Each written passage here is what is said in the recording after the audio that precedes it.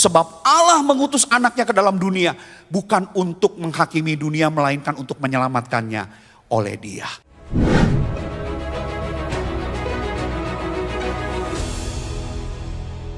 Senang bisa beribadah bersama dengan saudara sekalian. Saudara, mari kita bersama-sama membuka satu bagian firman Tuhan. Hari ini kita akan merenungkan satu tema tentang anak yang dijanjikan. Saya akan bacakan dari Injil Yohanes pasal yang ketiga, ayat 16 hingga ayat yang ke-18. Injil Yohanes pasal yang ketiga, ayat 16 hingga ayat yang ke-18. Demikian firman Tuhan.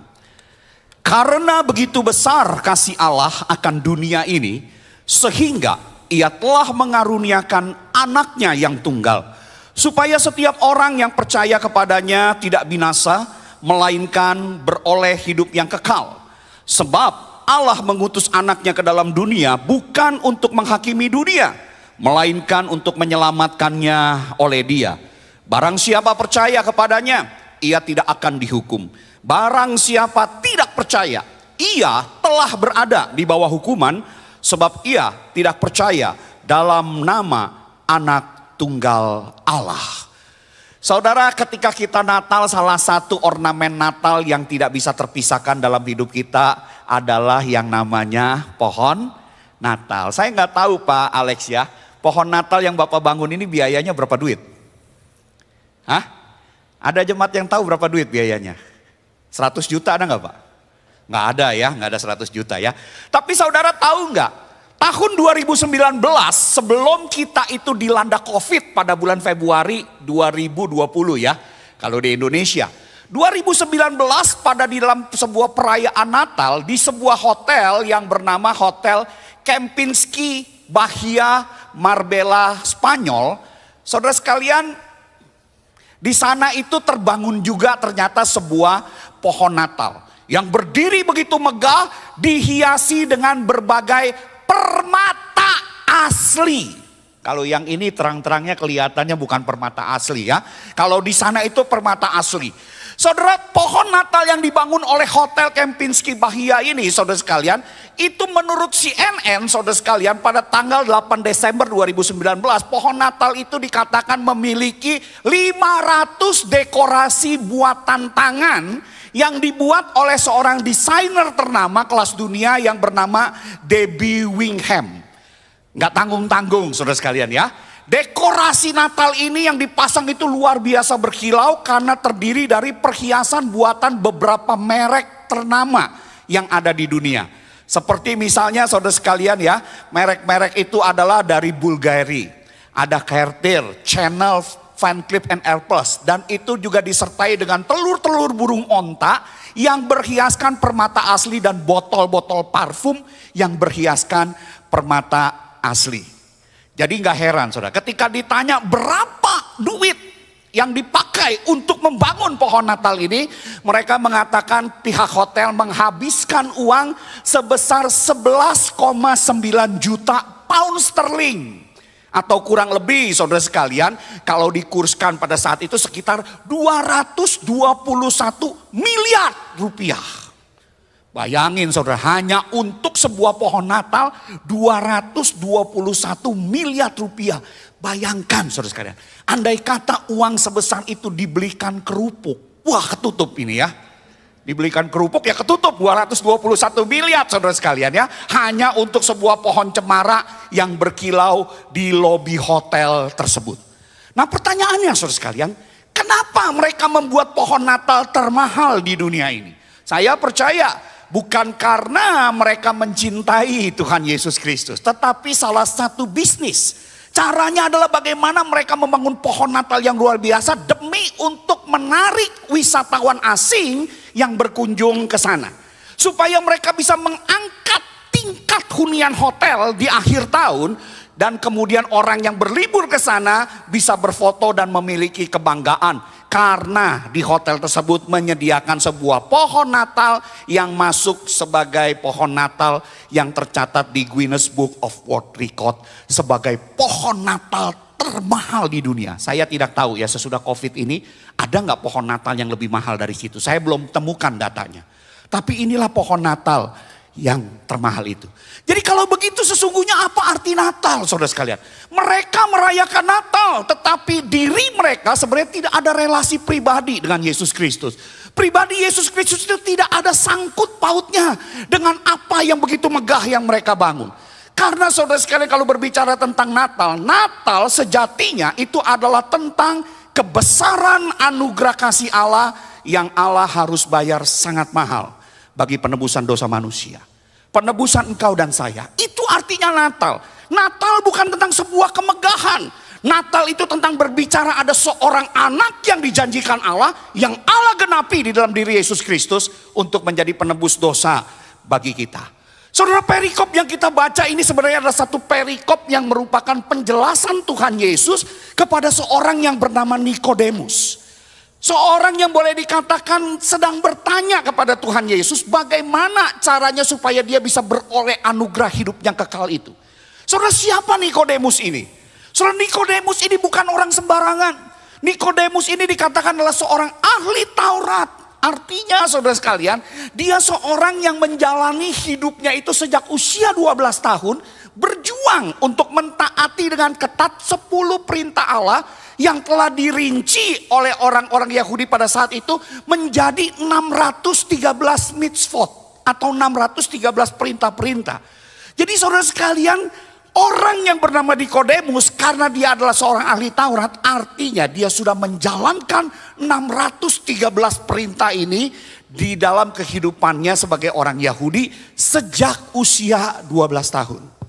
Karena usia 12 tahun dianggap oleh orang Yahudi pada masa itu sebagai seorang yang sudah bisa bertanggung jawab atas kehidupannya untuk menjalankan Taurat. Jadi kalau bicara soal moralitas, saudara sekalian, jangan ditanyakan. Moralitas Nikodemus adalah moralitas yang tidak perlu untuk diragukan. Karena dia adalah pelaku Taurat yang begitu setia dan bahkan mengajarkannya. Tetapi saudara sekalian, berbicara tentang kerajaan Allah, ternyata saudara sekalian, kerajaan Allah bukanlah tentang memiliki moralitas yang baik.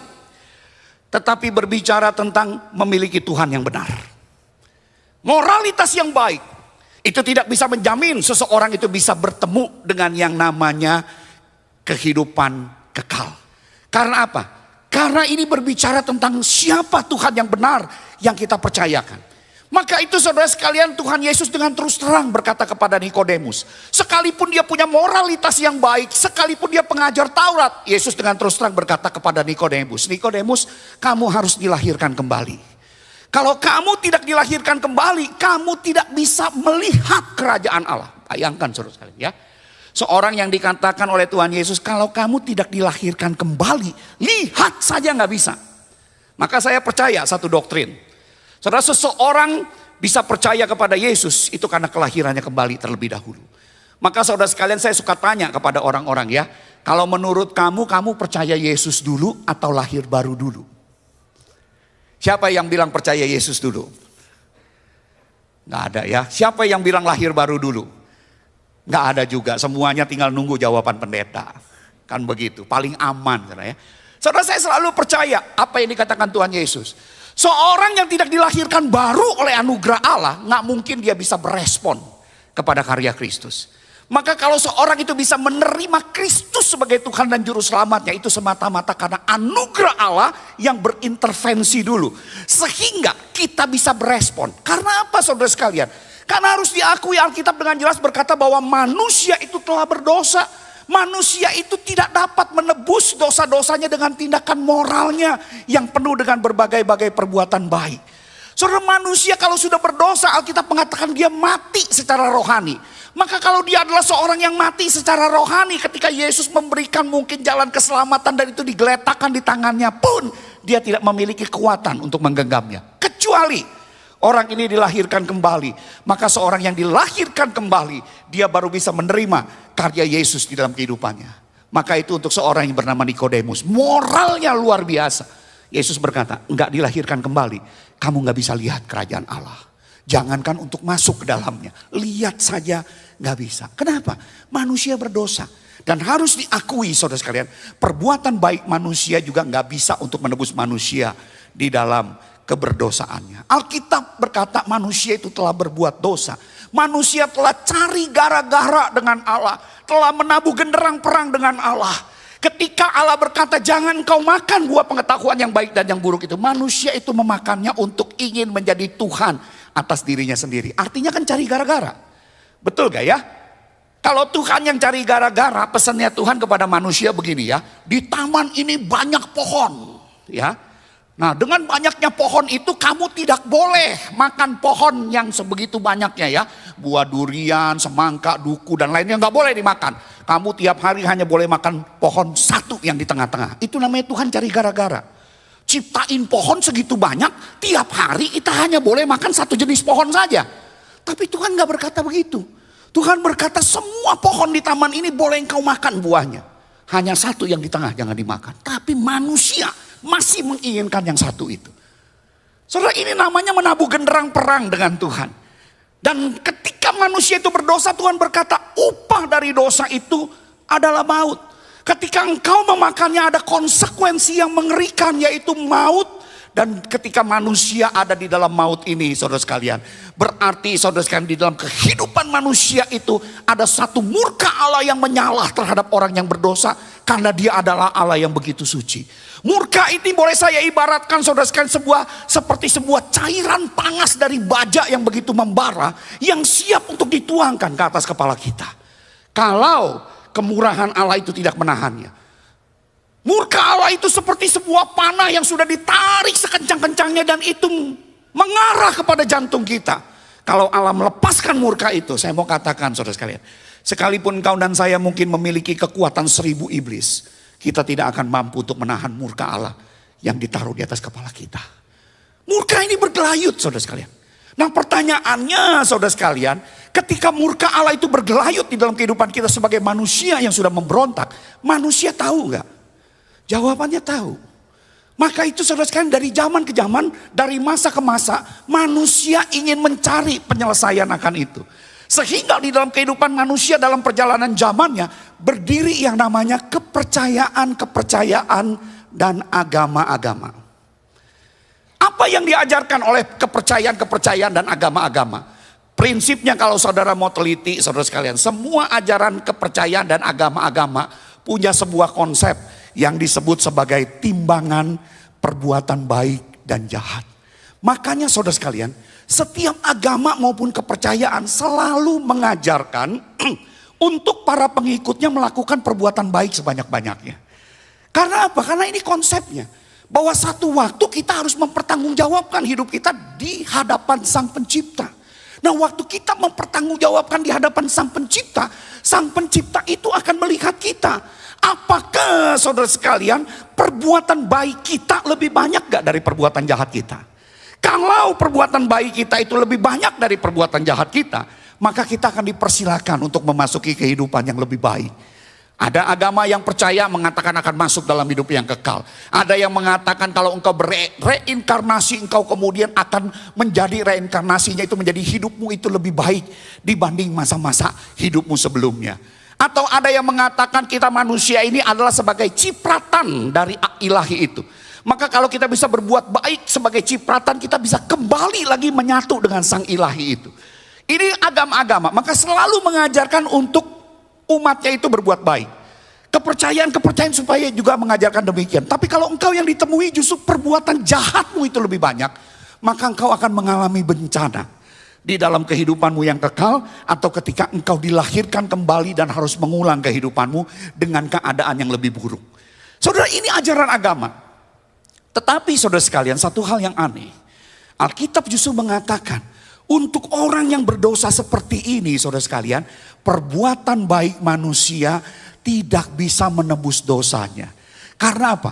Alkitab dengan terus terang mengatakan perbuatan baik manusia itu seperti kain kotor di hadapan Allah.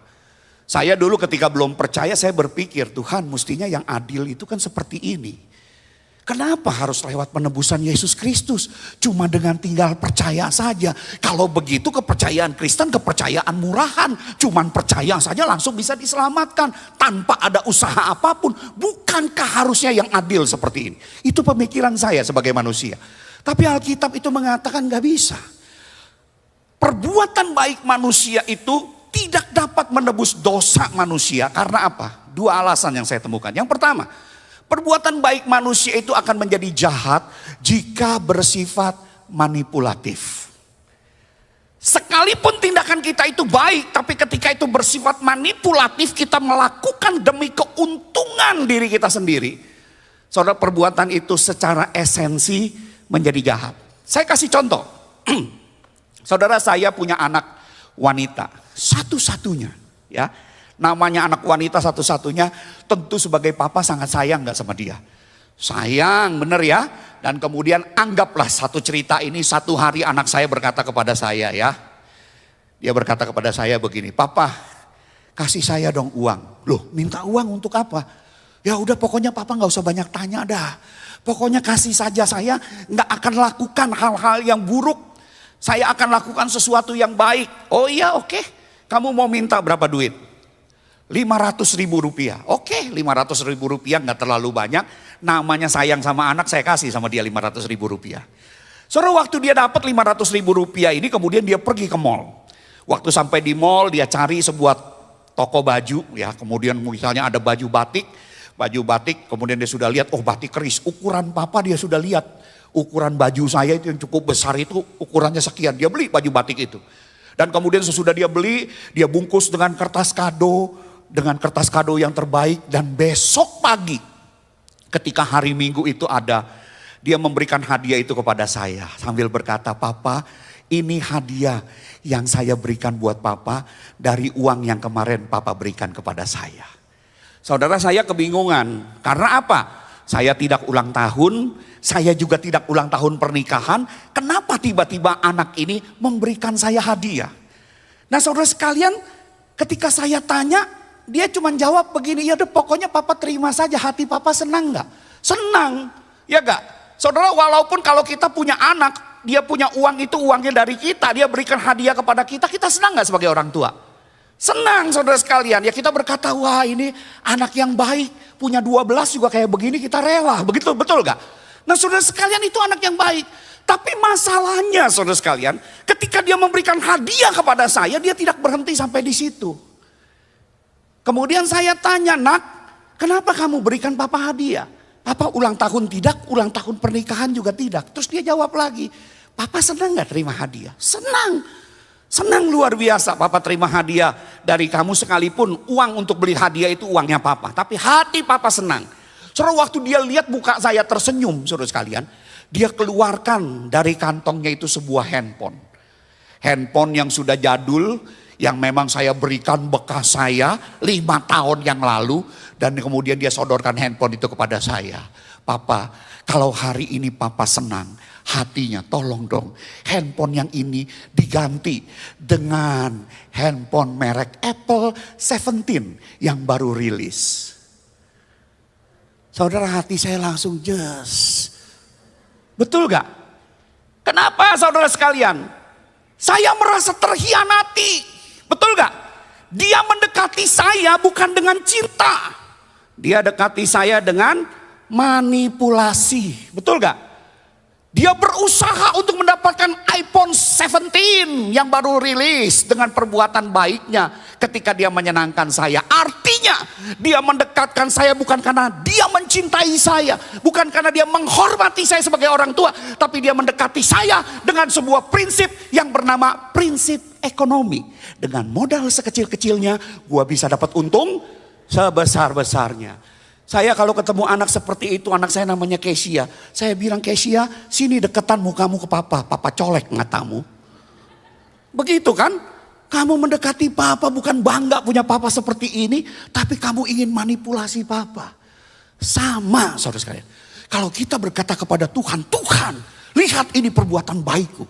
Nah, kalau sudah lihat perbuatan baik, kamu dari sorga ngomong dong, "Wow, begitu loh. Dan izinkan aku masuk untuk menikmati surga selama-lamanya. Kemuliaanmu selama-lamanya."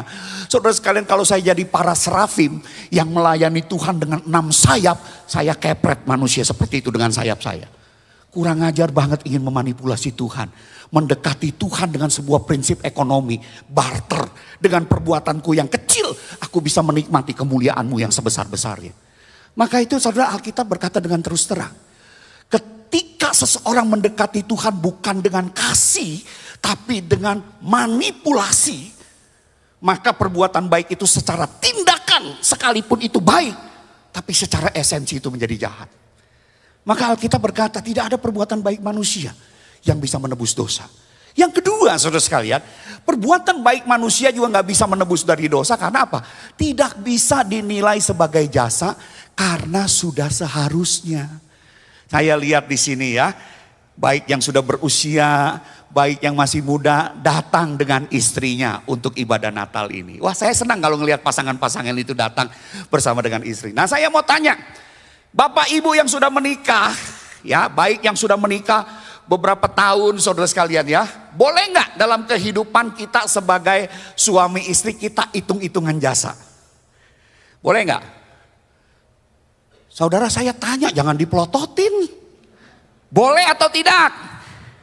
Wah, kalau boleh bahaya loh saudara. Kalau boleh bahaya. Saya kasih contoh ya saudara sekalian, ini cerita hayalan, bukan cerita sesungguhnya ya. Jadi cuma bohongan, jangan nanti bilang sama istri saya cerita itu dianggap sebagai cerita betulan. Saya ingin cerita ya, ini satu cerita hayalan saja. Anggap saya ini sebagai seorang pengkhotbah. Saya sering khotbah ke kota A, ke kota B, ke kota C, D dan lain sebagainya. Satu hari saudara sekalian saya sedang berkhotbah di sebuah kota. Sekali lagi saudara sekalian ya, ini cerita hayalan. Ya, waktu saya khotbah di satu gereja saudara sekalian, tiba-tiba saya memperhatikan di ujung sana, wah ada seorang wanita yang cantik luar biasa. Membuat ketika saya berkhotbah, hati saya ini berdebar-debar kalau pandangan mata saya ketemu dengan dia. Apalagi ketika saya khotbah dia memperhatikan dengan serius saudara sekalian. Waduh, hati saya itu makin berbunga-bunga. Selesai, biasa habis khotbah harus salaman. Waktu salaman dia berkata kepada saya begini, Muse, boleh gak saya konseling sama Muse? Dalam hati saya, hai wanita cantik di dunia yang pernah saya lihat. Jangankan cuma 2 jam, 2 hari juga Muse siap. Begitu loh. Maka terjadilah konseling saudara sekalian. Saya konseling sama dia. Kalau kelamaan konseling, laki-laki dan perempuan bisa terjadi yang namanya konsleting. Bukan konseling lagi. Maka terjadilah yang namanya perselingkuhan. Tahu selingkuh? Selingan indah, keluarga runtuh. Itu selingkuh saudara sekalian ya. Maka terjadilah perselingkuhan. Nah, yang namanya wanita istri saya, kalau yang namanya laki-laki selingkuh, wah istri itu sensitif luar biasa loh. Diam-diam dia bisa tahu, dia cari informasi dan anggap saya ketahuan bahwa saya itu selingkuh sama wanita itu. Sekali lagi ya Bapak Ibu ya, ini cerita hayalan gitu ya. Cerita hayalan ya. Anggap kemudian istri saya tahu saya selingkuh, kemudian waktu dia tahu dia berkata sambil nangis-nangis ya. Wah, dia nangis-nangis dan berkata, pulangkan aku ke rumah orang tuaku. Kamu ini tidak setia, kamu ini mengkhianati janji suci kita. Kamu ini laki-laki yang mata keranjang dan lain sebagainya. Ambil dia nangis-nangis. Saudara sekalian, saya pacaran sama istri 6 tahun.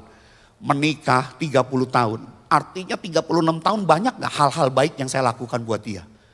Banyak saudara sekalian. Waktu dia ulang tahun, dia ingin sebuah handphone.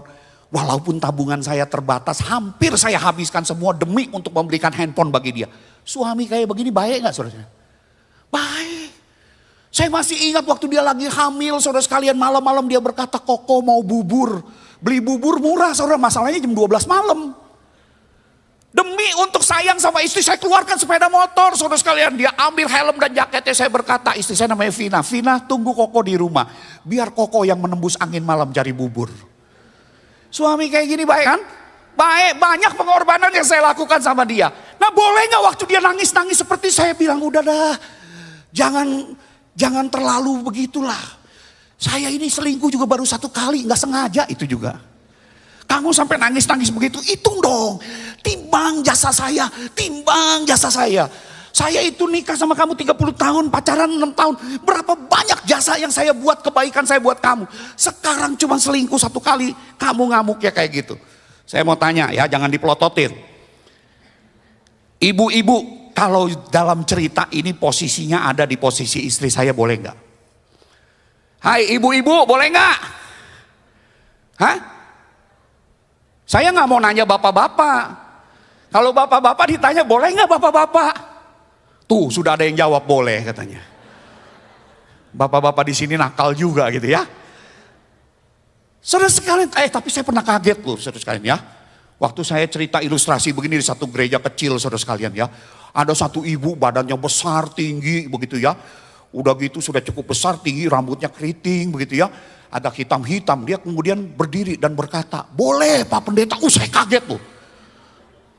Tapi bagus saya tenang, saya berkata, Bu yang ibu maksud boleh gimana? Suami kayak begitu Pak Pendeta, boleh kita pukulin sama pukulan baseball katanya. Nggak bisa saudara sekalian, saya nggak bisa. Kenapa saudara sekalian? Saya nggak bisa hitung-hitungan jasa karena apa? Sebagai suami istri ketika saya mengikat kasih saya dengan dia, maka jasa itu sudah tidak ada. Ketika saya melakukan sesuatu yang baik bagi dia itu adalah sudah seharusnya. Waktu istri saya itu mengorbankan karirnya demi misalnya untuk mendukung saya sebagai seorang pendeta. Saudara itu bukan jasa, itu sesuatu yang memang dia lakukan dengan tulus. Sudah seharusnya bagi dia lakukan. Artinya nggak bisa hitung-hitungan jasa. Sama ketika kita mau berkata kepada Tuhan, Tuhan ini perbuatan baikku, hitung sebagai jasa untuk bisa masuk sorga. Tuhan bilang begini, apa yang mau dihitung? Engkau kuciptakan menurut gambar dan rupaku. Artinya kalau engkau dan saya sebagai manusia adalah gambar dan rupa Allah, apa yang baik, apa yang suci, apa yang mulia, itu keluar mengalir sudah seharusnya dalam diri kita. Bukan sebagai jasa. Tapi ketika justru yang keluar adalah apa yang jahat, apa yang berdosa, itu artinya kita sedang merobek-robek gambar dan rupa Allah di dalam hidup kita. Saudara jangan anggap enteng loh yang namanya gambar. Kita cuma mengatakan kan yang saya injek-injek cuma gambarnya, bukan Allahnya. Lah coba saudara sekalian, nih pulang Natal ini saudara pergi ke kelurahan. Di situ ada gambar Pak Prabowo presiden kita, Pak Gibran, coba kamu turunin. Berani gak kamu sobek-sobek? Berani nyobek, langsung diciduk saudara sekalian. Percaya, kenapa? Itu penghinaan. Maka itu saudara sekalian kalau kita melihat dengan kondisi seperti ini, tidak ada jalan keluar untuk menebus dosa kita dengan perbuatan baik. Dan waktu kita ada dalam posisi seperti itu, Allah ada dalam dilema yang besar. Satu sisi dia mengasihi kita, tapi satu sisi dia punya kebenaran akan hukum-hukumnya. Satu sisi dia menyayangi kita, tapi satu sisi dia sebagai Allah yang adil. Maka itu saudara sekalian, Allah yang kasih adanya ini, dia tetap terikat pada keadilannya. Ia adalah Allah yang penuh kuasa, ya dan amin. Tetapi ia juga adalah Allah yang terikat pada kebenarannya. Maka itu tidak mungkin dia bisa mengampuni manusia begitu saja. Nah, saat Natal saudara sekalian, karya keselamatan Kristus atau kemurahan Kristus ini, boleh saya katakan saat Natal ini kemurahan Allah itu menghampiri kita melalui yang namanya substitusi. Substitusi itu artinya penggantian yang berupa kurban penebusan. Dia kirim anaknya yang tunggal, anak yang dijanjikan di dalam kitab para nabi turun ke dalam dunia. Supaya apa saudara sekalian? Supaya lewat karya anak ini tuntutan kebenaran Allah dalam kasih dan keadilannya itu bisa berjalan selaras.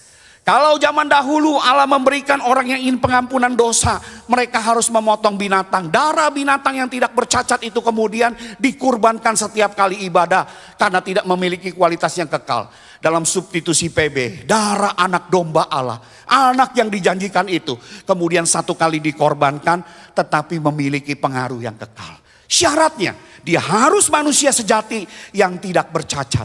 Dan ketika manusia itu dilahirkan dari seorang manusia yang berdosa, dalam rahim yang berdosa, dan kemudian di dalam hubungan suami istri sebagai orang-orang berdosa, tidak ada manusia yang tidak bercacat kecuali satu jalan. Allah sendiri turun ke dalam dunia untuk menjadi manusia dengan berinkarnasi sebagai manusia sejati. Saudara sekalian, ini luar biasanya Allah kita. Saya kalau melihat dan merenungkan firman Tuhan seperti ini, saya berkata Allah itu dahsyat luar biasa. Hukum maut karena manusia berbuat dosa dibayar, di mana Allah yang menjadi manusia, anak yang dijanjikan itu harus menghadapi maut. Manusia yang jatuh ke dalam dosa di Taman Eden bukan karena membunuh, bukan karena berzina, tapi karena mereka tidak percaya kepada firman. Mereka kemudian ditebus dengan cara apa? Percaya kepada sang firman yang menjadi manusia itu. Saudara, ini dahsyatnya Allah kita. Maka itu saudara sekalian, itulah kenapa Kristus harus menjadi manusia di malam Natal dan harus memberikan dirinya mati di atas kayu salib. Karena dialah sang anak yang dijanjikan untuk penebusan dosamu dan dosaku. Maka tidak heran ketika sang anak yang dijanjikan ini lahir, saudara sekalian, malaikat itu membawa pesan yang luar biasa. Malaikat itu berkata, hari ini telah lahir bagimu juru selamat, yaitu Kristus Tuhan di kota Daud. Juru selamat ini kemudian mati di atas kayu salib. Di atas kayu salib dia taruh seluruh hukuman dosa ke dalam dirinya. Dan kemudian di atas salib dia berkata, tetelestai, sudah selesai. Artinya penebusan itu sudah selesai. Karya keselamatan itu sudah genap di dalam dirinya. Dan karya keselamatan ini, saudara sekalian, saya mau katakan cukup untuk penebusan dosa seluruh umat manusia di segala zaman. Namun Alkitab berkata hanya efektif bagi mereka yang percaya. Maka itu saudara sekalian, hanya di dalam Kristuslah tersedia jalan keselamatan dan pembenaran manusia dari status keberdosaannya, sehingga manusia bisa beroleh hidup yang kekal. Inilah sejatinya Natal. Sebagai penyataan kebesaran kasih Allah bagi manusia berdosa seperti yang dicatat dalam Yohanes 3 ayat 16. Karena begitu besar kasih Allah akan dunia ini, akan engkau dan saya, manusia yang berdosa. Maka ia telah mengaruniakan anaknya yang tunggal, supaya setiap orang yang percaya kepadanya tidak binasa, melainkan beroleh hidup yang kekal. Sebab Allah mengutus anaknya ke dalam dunia, bukan untuk menghakimi dunia, melainkan untuk menyelamatkannya oleh dia. Saudara, penyataan kebesaran kasih ini harus Allah bayar dengan sangat mahal. Karena Allah harus memberikan dan membiarkan anak tunggalnya berinkarnasi menjadi manusia, bukan untuk bertahta di tahta istana, tapi untuk mati di atas kayu salib. Dengan satu tujuan utama, dia mengorbankan dirinya sebagai penebus dosa umat manusia. Maka itu tidak heran 2 Korintus pasal 5 ayat 21 mengatakan, dia Kristus, sang anak yang dijanjikan itu, yang tidak mengenal dosa, telah dibuatnya menjadi dosa karena kita, supaya dalam dia kita dibenarkan oleh Allah. Saudara, sungguh betapa teramat mahalnya harga yang Allah harus bayar bagimu dan bagiku, yang adalah orang berdosa. Saudara, bayangkan anaknya yang tunggal dia korbankan ketika kita masih berdosa. Saudara, di sini siapa yang punya anak tunggal? Ada enggak? Yang seperti saya punya anak tunggal, ada? Hah? Wah, ada juga ya. Saudara, ini responnya dingin semuanya begitu ya. Ya. Saudara, kalau kita punya anak tunggal, kita tahu yang namanya perasaan Tuhan di sorga memberikan anaknya yang tunggal. Saudara, kalau saudara punya anak, melepas anak untuk pergi kuliah ke luar kota dengan melepas anak untuk menikah dengan orang lain, perasaannya berbeda. Betul gak? Pak Alex belum ngalami ya, baru melepas anak pergi kuliah. Nanti kalau lepas anak untuk menikah rasanya lain lagi. Saudara, saya cuma punya putri satu-satunya. Saudara, waktu saya melepas anak ini untuk menikah di tahun 2020 yang lalu, saudara, saya serahkan anak wanita saya satu-satunya menikah dengan orang yang dia cintainya. Dalam hati saya ketika menatap calon menantu saya, waktu saat pernikahan saya berkata, hai menantuku, satu doa yang saya harapkan adalah cintailah dan sayangilah putri tunggalku ini, hai menantuku. Saya berharap bahwa orang yang akan mendampinginya seumur hidup itu adalah kamu. Karena engkau akan menjadi suaminya. Engkaulah yang akan mendampingi putri tunggalku yang aku sayangi itu seumur hidupnya. Tapi dalam hati saya berkata, rasanya ingin saya bisikan kepada dia. Cuman saya hanya berkata dalam hati. Tapi kamu jangan pernah lupa. Orang yang pertama memeluknya dan menciumnya itu adalah saya, bukan kamu. Orang yang pertama sangat peduli dan mencintainya adalah saya, bukan kamu. Maka itu, kalau satu hari kamu tidak lagi mencintai anak tunggal saya ini dan berani melanggar janji pernikahanmu kepada Tuhan, jangan pernah menyakitinya, apalagi sampai memukulnya. Cukup bilang sama saya, karena saya selalu siap untuk membawa dia pulang ke rumah saya. Itu hati seorang bapak. Melepas anak untuk menikah. Saudara bisa bayangkan gak hati bapak di sorga? Yang penuh kuasa, penuh kedaulatan. Dia harus melepaskan anak tunggalnya untuk mati bagi engkau dan saya, orang-orang yang memberontak. Maka saya katakan betapa mahalnya harga yang Allah bayar. Ketika malaikat berkata kesukaan bagi dunia, sebenarnya hati Bapa di sorga itu menangis. Hati sang anak itu juga menangis. Karena apa? Harga yang harus dia korbankan terlalu mahal. Sang anak sekalipun dia adalah Allah. Filipi pasal 2 ayat 6 sampai 8 mengatakan dia harus mengosongkan dirinya. Mengambil rupa sebagai manusia dan bahkan mengambil rupa sebagai seorang hamba. Mati di atas kayu salib bagi engkau dan saya. Maka enggak heran. Bagi mereka yang menolak anugerah yang dibayar sangat mahal ini, firman Tuhan juga berkata, barang siapa percaya kepadanya ia tidak akan dihukum. Barang siapa tidak percaya ia telah berada di bawah hukuman sebab ia tidak percaya dalam nama anak tunggal Allah. Saudara, itulah Natal. Saudara, Natal sejatinya adalah tentang pernyataan agung kasih Allah. Bahwa Allah telah menggenapi janji keselamatannya dengan mengaruniakan anaknya yang tunggal. Yang telah dijanjikan sebagai penebus dosa umat manusia. Maka itu kalau hari ini kita bisa merayakan Natal. Saudara, aplikasi bagi kita yang pertama. Ketika Natal kita rayakan, maka pertanyaan penting bagi hidupmu dan hidupku adalah, sudahkah engkau dilahirkan kembali? Sehingga engkau menerima Yesus sebagai Tuhan dan Juru Selamatmu dalam hidupmu. Saudara, engkau mungkin seperti Nikodemus. Yang mungkin bisa berkata, sesungguhnya saya ini punya moral baik. Yang paling penting dalam hidup ini adalah berbuat baik. Saya tidak mencuri, saya tidak menipu, saya tidak berbuat jahat. Saudara, Nikodemus pun juga punya moral yang baik. Tetapi kalau tidak dilahirkan kembali dan menerima Yesus sebagai Tuhan dan Juru Selamat, lihat kerajaan Allah pun juga nggak bisa. Apalagi untuk masuk ke dalamnya. Maka saudara sekalian, hari ini ketika engkau merayakan Natal perlu bertanya. Engkau sebagai orang Kristen yang cuma beragama Kristen. Atau seorang yang sudah dilahirkan kembali dan menerima Kristus sebagai Tuhan dan Juru Selamatmu.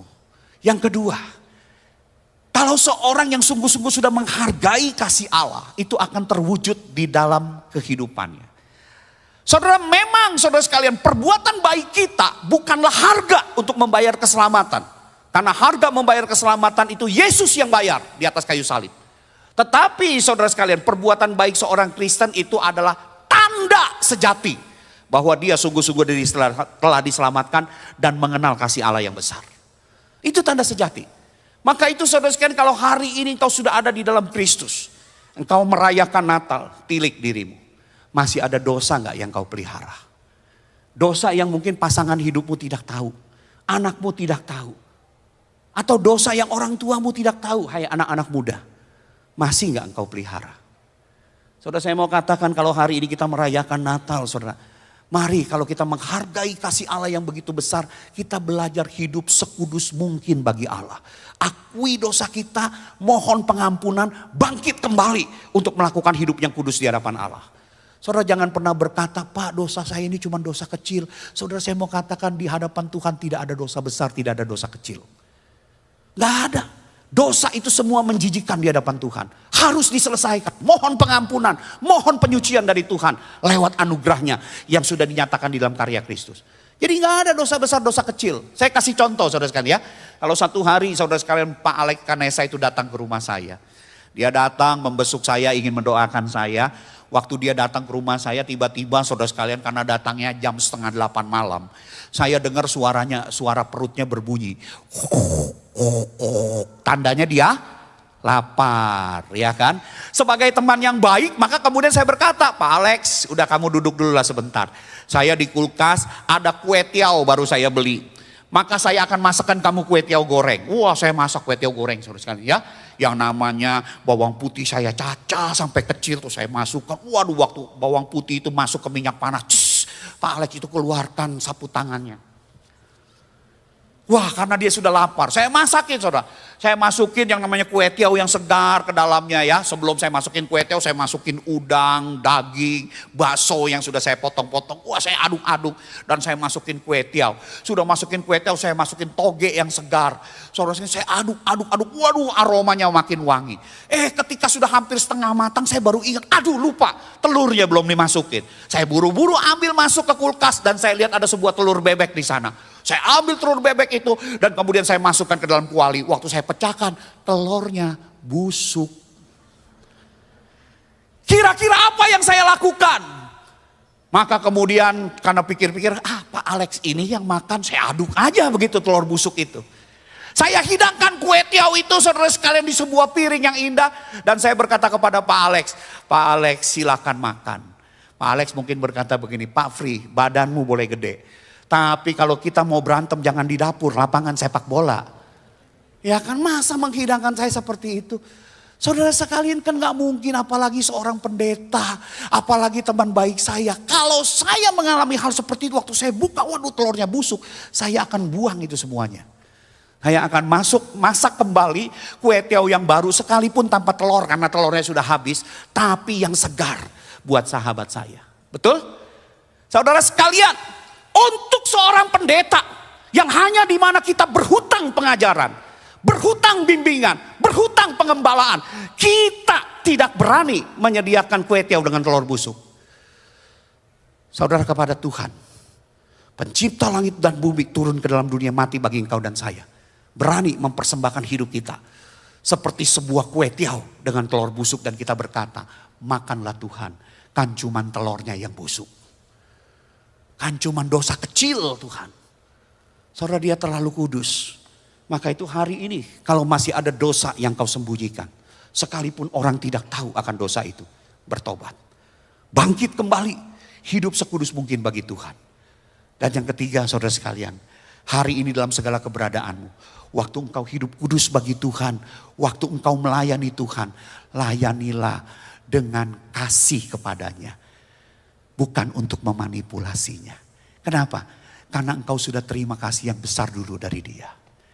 Saudara, orang yang sudah terima kasih yang besar, waktu dia melakukan sesuatu, semata-mata itu bukan untuk dirinya, tapi untuk cinta yang sudah dia terima. Saudara, sebagai penutup saya ingin cerita satu cerita lagi. Satu hari saudara sekalian, di dalam cerita itu ada seorang wanita, namanya Okinawa. Wah, wanita itu cantik, tubuhnya tinggi, rambutnya panjang, mukanya cantik. Kalau dia tersenyum ada lesung pipit. Saudara sekalian, banyak pria-pria itu ingin mendekati dia. Ingin pacaran sama dia.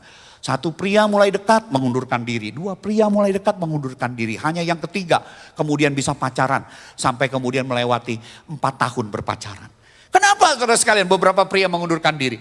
Karena Okinawa punya seorang ibu yang sudah lumpuh dan Alzheimer. Dia mengalami Alzheimer, sudah lupa, tidak kenal anaknya sendiri. Dalam kondisi lumpuh, setiap kali ada waktu saudara sekalian, Okinawa kalau pacaran dengan temannya begitu ya, teman yang mendekatinya, itu selalu dorong ibunya di taman. Punya waktu selalu dorong ibunya di taman. Nah, hanya pria yang ketiga yang berpacaran cukup lama dengan dia, sudah 4 tahun dia memperhatikan selalu begitu. Dia punya waktu pacarannya bertiga sama mamanya. Memang sih mamanya udah gak ngerti apa-apa. Sudah Alzheimer, sudah lumpuh. Maka satu waktu saudara sekalian, sang pria ini berkata, Okinawa, kenapa sih kamu setiap kali pacaran selalu kamu ajak mamamu itu? Bukankah pamanmu Tuhan sudah berkati usahanya? Dia bisa membayar yang namanya untuk perawat orang tua itu dengan harta yang dia miliki, dan dia pun bersedia. Karena dia sangat sayang dengan mamamu, sangat sayang dengan cicinya. Tapi kenapa kamu yang setiap punya waktu selalu gunakan waktu untuk seperti itu? Saudara, karena sudah 4 tahun pacaran, Okinawa berkata kepada pria ini, aku ingin cerita sama kamu satu cerita. Dulu di desa kami terjadi kerusuhan. Desa kami berperang dengan beberapa desa sebelah karena dianggap kami ini desa yang menjadi pengacau. Saya masih ingat para laki-laki di desa itu dibantai. Papa saya itu saya masih ingat ketika menyeret saya yang masih kecil dengan mama yang pada saat itu sudah sakit. Menyeret, tiba-tiba sebuah anak panah itu menembus jantungnya. Dalam kondisi hampir mati dia berkata kepada saya, Okinawa bawa mama ke sana. Bawa mama ke sana, cari tempat perlindungan. Mama menyeret saya dengan air mata yang berlinang, kami cari tempat perlindungan. Kami ditampung di satu desa yang mau menolong kami. Tapi kami yang ditampung itu dikurung dengan pagar yang begitu tinggi. Tidak ada pintunya. Kami hanya diberikan air minum dan bahkan kalau misalnya kami ingin diberikan makan, kami itu dilemparkan mantau. Dari luar itu dilempar mantau banyak supaya kami bisa makan mantau itu. Bersyukur kata Okinawa, mereka yang masih punya koko, mereka yang masih punya papa. Karena apa? Mereka bisa memungut mantau-mantau yang jatuh di tempat yang bersih. Tapi aku dengan mama yang sakit, kami hanya bisa mampu mengumpulkan mantau-mantau yang jatuh di tempat yang kotor. Saya masih ingat, setiap kali mau makan mama selalu itu kupasin mantau yang kulitnya kotor itu. Dan memberikan mantau yang sudah bentuknya tidak karuan. Karena dalamnya itu yang bersih. Dia kasih kepada saya sambil berkata, Okinawa makan yang banyak supaya tubuhmu sehat. Makan yang banyak biar kamu cepat besar. Saya sering kali ngajak mama untuk makan bersama. Ma, makan bareng-bareng yuk. Mama selalu punya berbagai alasan dengan berkata sudah kenyang. Mama nanti saja. Dia tidak pernah mau makan bareng dengan saya. Dan yang lebih aneh kata Okinawa, setiap kali dia makan, dia selalu membalikan tubuhnya. Dia tidak ingin saya melihat dia makan. Sebagai seorang anak kecil, usia saya baru 9 tahun, saya penasaran. Satu waktu ketika mama makan membalikan tubuhnya, saya ngintip dari belakang. Kamu tahu apa yang saya lihat? Mama saya makan kulit mantau yang bercampur kotoran demi memberikan mantau yang bersih kepada saya. Hari itu saya baru 9 tahun. Tapi saya berkata dalam hati, aku Okinawa, seorang anak yang beruntung.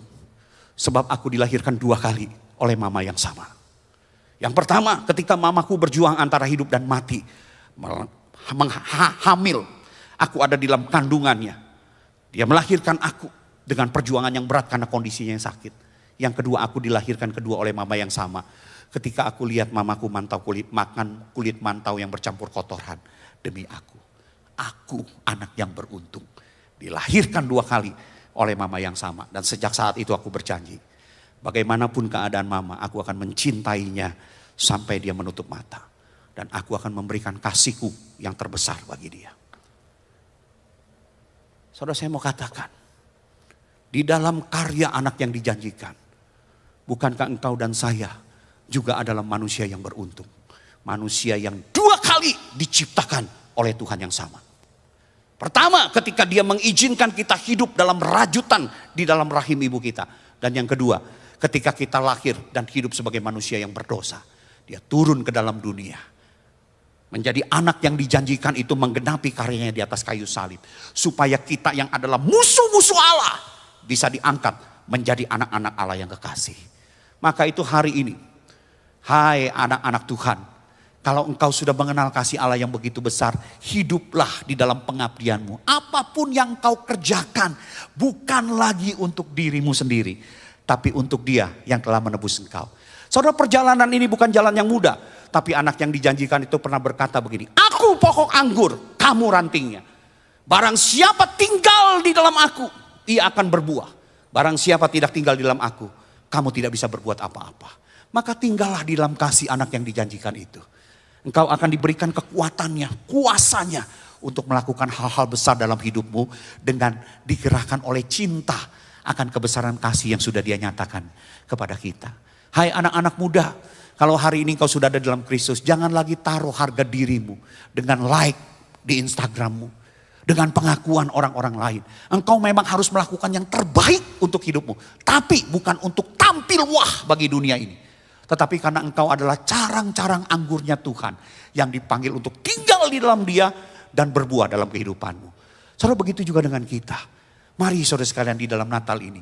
Waktu kita sudah memahami kebesaran anak yang dijanjikan bagi kita itu dan pengorbanannya. Biarlah pulang dari tempat ini. Gerakan dari kasih Allah itu semakin menguasai hidup kita. Selamat Natal, Tuhan memberkati. Mari kita berdoa.